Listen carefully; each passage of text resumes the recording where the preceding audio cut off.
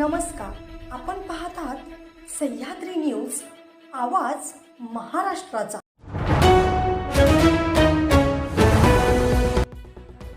लातूरच्या हॉटेलमध्ये घुसली भरधाव कार, अपघाताचं भयानक सीसीटीव्ही फुटेज। सोलापूर महामार्गावर हा अपघात झालाय।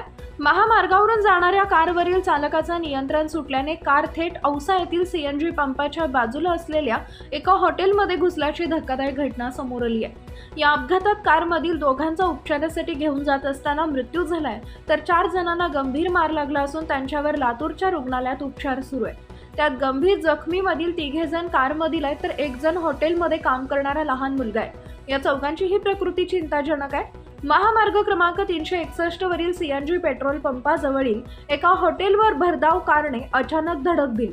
हैदराबादहून लातूरकडे भरधाव वेगाने येणाऱ्या क्रेटा कारच्या चालकाचं नियंत्रण सुटलं आणि भरधाव वेगात असलेली कार थेट हॉटेलवर जाऊन धडकली। याबाबत 14 वर्षीय हॉटेल कामगार ओंकार कांबळे यांचे दोन्ही पाय मोडले। कारमध्ये प्रवास करणाऱ्या दोघांचा जागीच मृत्यू झाला।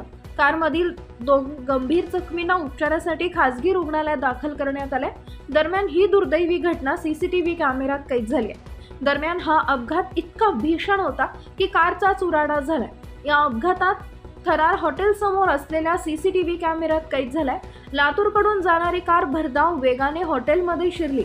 अचानक घडलेल्या या घटनेमुळे हॉटेलमध्ये नाश्त्यासाठी आलेल्या लोकांमध्ये दहशत निर्माण झाली होती। सह्याद्री न्यूज, आवाज महाराष्ट्राचा कार्यकारी संपादक प्रवीण धेंडे, लातूर।